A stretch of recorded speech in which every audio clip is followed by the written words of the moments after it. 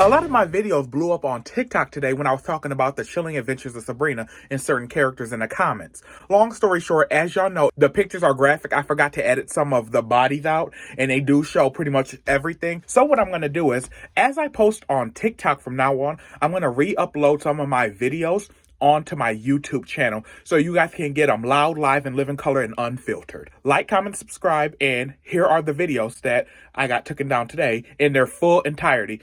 Let me tell you why the iconic Salem from Sabrina the Teenage Witch has the best origin story in The Chilling Adventures of Sabrina, the comic, not the Netflix series. So number 6 of the OG Chilling Adventures of Sabrina comic is called That Damned Cat, and we go into Salem's backstory, and this is where it begins. So Salem arrives in Boston in 1692, and we all know what's leading into that year. But before Salem became Salem, his name was Samuel, so keep that in mind. And he was surprised he made it off the boat, to be honest, because all that sickness and dirtiness, he's looking for work. He's fresh off the boat, he's poor, he's homeless. This is a new land. And he needs somewhere to work and make some money. Motherfuckers always want some money. So, Salem's walking into town, and he comes upon a farm. And guess who the farm belongs to? John Proctor.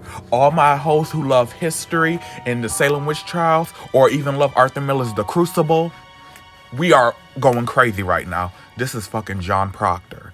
And he gives Salem a job at his farm because his sons aren't old enough to really be in the field yet. Gets incorporated into the family. His wife, Elizabeth Proctor, an icy ass bitch. But guess who else is the house servant at this time? That fucking messy ass bitch, Abigail Williams. And Abigail Williams in real life was one of the girls who helped start the Salem witch trial all over the floor acting a fool. Girl, get your ass up. And as you can see in her eyes, she likes Samuel. But they fall in love, right? And you know, Samuel sleeps in the barn with the animals, especially this goat. Now remember this goat for later on. So one night Abigail is sick, and I guess I know you guys know what's coming from this.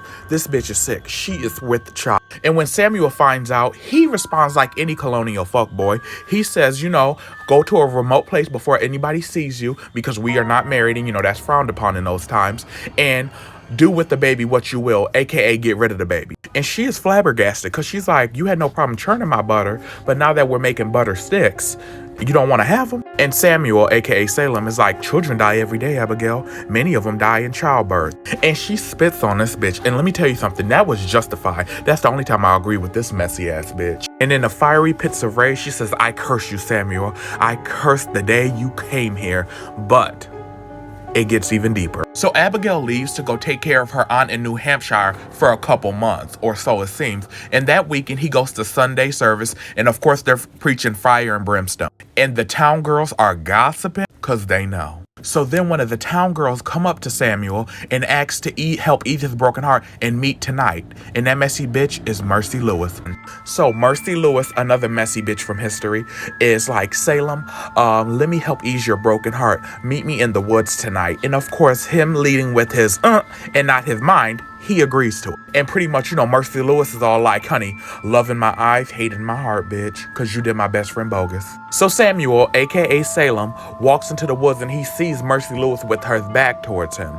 And he's like, Mercy, look upon thee. And he turns around and guess who the fuck it is? It ain't Mercy at all. He wish she had some mercy. It is Abigail Williams, and she is no longer with child. He's like, I thought you went to New Hampshire to visit your aunt and take care of her while you're with child. And she was like, I did go to visit my aunt, but she lives in these woods. And he's like, what kind of woman lives in these woods? But he knew because he heard stories about women who live in woods. There were witches in the woods, because remember, this is Salem, 1692 people. The witches of the woods are surrounding him. And her aunt Nestor, an elder witch of the woods, comes out.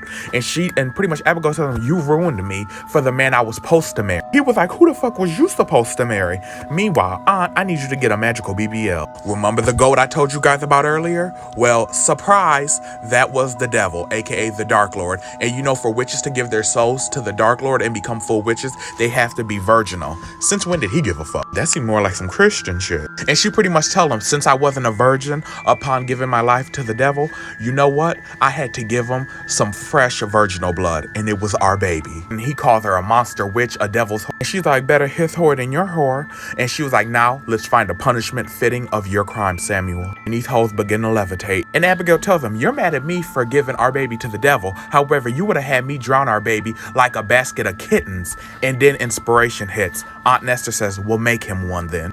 And Abigail loves that. She's like, I'm about to eat this bitch up. And with her dark magic, she begins to swirl her magic and turn him into a cat. And look at the art, how he turns into a cat. And Samuel was never seen again. He walked into those Salem woods, a colonial fuckboy, and left a pussy. But then as time went by, and Salem's now a cat, the witch trials broke out. Because remember, this all happened in 1692, and a lot of the witches that cursed them were hung. So now as Samuel's leaving the town because of the witch trial, the devil comes to him and makes him a familiar and enchants him to be able to speak, and he assigns him one day to a witch named Sabrina Spellman.